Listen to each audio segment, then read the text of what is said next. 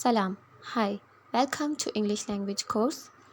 Last lesson में हमने आपको नाउन्स, प्रोनाउंस और एडजेक्टिव्स के बारे में सिखाया था।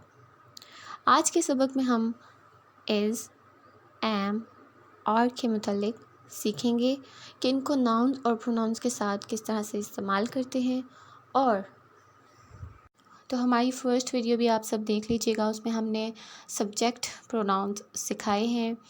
आज हम उनके साथ इज़, एम, और का इस्तेमाल सीखेंगे। इज़, एम, और के मुतालिक आप लोग याद रखिएगा कि ये सिर्फ प्रेजेंट सिंपल में इस्तेमाल होते हैं। सबसे पहले है एम। एम के बारे में आपको याद रखना है कि एम सिर्फ आई के साथ इस्तेमाल होता है। आई एम यानी मैं हूँ। आई एम हैप्पी यानी मैं खुश हूँ। आई एम अ टीचर यानी मैं एक टीचर हूँ। तो इस तरह से आपने इनको फॉर्म करना है। और अगर आपने इसका नेगेटिव बनाना हो तो आप एम के बाद नॉट लगा देते हैं। जैसे आई एम नॉट हैप्पी यानी मैं खुश नहीं हूँ।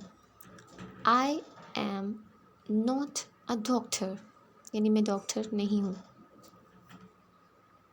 अगर आपने इसका इंटरोगेटिव बनाना हो तो आप एम को सब्जेक्ट से पहले ले आएंगे। जैसे एम आई गुड। इस तरह के जो सवाल होते हैं उनके जवाब में यस या नो बोला जाता है। तो एम का इस्तेमाल हमने सीख लिया। आई एम यानी मैं हूँ। आई एम नॉट यानी मैं नहीं हूँ। एम आई क्या मैं हूँ। इसके बाद आता है इज़। इसके बारे में आपने याद रखना है कि ये थर्ड पर्सन सिंगुलर के लिए इस्तेमाल होता है। He is, she is, it is. इसके अलावा ये सिंगुलर नाउन्स यानी वाहिद इस्म के साथ इस्तेमाल होता है। For example, he is American. He is American यानी वो अमरीकी है। शी इज़ 6 years old यानी वो 6 साल की है। इट इज़ 7 o'clock यानी अब ये टाइम को ज़ाहिर कर रहा है कि अभी 7 बजे हैं। तो ये इसकी कुछ एग्ज़ाम्पल्स हैं। इसी तरह से आपने इनको फॉर्म करना है। ये एग्ज़ाम्पल देखें। टिम इज़ हंग्री यानी टिम भूखा है। टिम इज़ हंग्री में टिम एक सिंगुलर नाउन है यानी वाहिद नाम है। अगर यहाँ पर दो नाम होते या कोई प्लूरल नाउन होता तो यहाँ पर हम और यूज़ करते, यहाँ पर इज़ यूज़ नहीं करते। इज़ सिर्फ थर्ड पर्सन सिंगुलर या सिंगुलर नाउन्स के साथ इस्तेमाल होता है। इसके बाद आते हैं आर की तरफ। वी, यू एंड दे के साथ और इस्तेमाल होता है। इसके अलावा जो प्लूरल नाउन्स होते हैं उनके साथ भी और इस्तेमाल होता है। For example, you are a chef. You are a chef. They are students.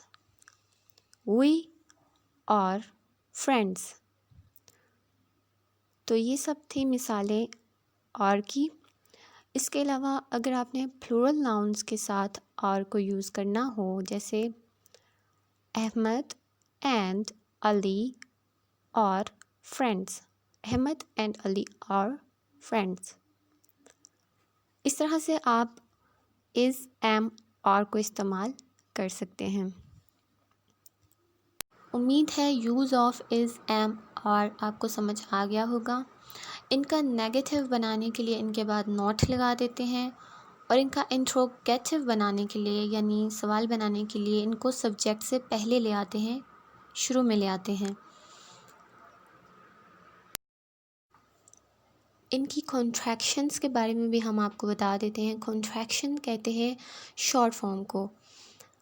तो जिस तरह से टेबल में आप देख रहे हैं शॉर्ट फॉर्म्स लिखी हुई हैं इनकी, आपने बिल्कुल इसी तरह से लिखना है।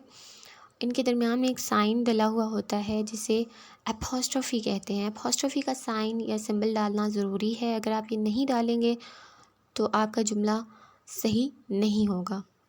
तो बिल्कुल इसी तरह से आपने इनको लिखना है और इनको बोलते हुए भी तेज़ी से बोलते हैं, यानी मिलाकर बोलते हैं। अगर आप इनको अलग अलग बोलते हैं, जैसे he is a teacher, he is not a teacher, तो भी ठीक है। अगर आप इन्हें मिलाकर पढ़ते हैं तो आप कहेंगे he is a teacher, he isn't a teacher. इसी तरह it's quite hot today, it's quite hot today. अब यहाँ पर इट इज़ भी बोलें तो ठीक है, इट्स बोलें तो भी ठीक है, मगर लिखते हुए आपने इट्स के दरमियान में एपोस्ट्रोफी का साइन लाजमी डालना है। अगर आप नहीं डालेंगे तो वो पोजेसिव एडजेक्टिव बन जाएगा। तो ये बातें आप सब याद रखिएगा। अभी तक जो आपको सिखाया है इसमें कुछ भी समझ ना आया हो तो आप कमेंट्स में ज़रूर पूछें। नेक्स्ट लेसन में हम बाकी पार्ट्स ऑफ स्पीच के मतलब भी सिखाएंगे। तब तक के लिए खुदा हाफिज़।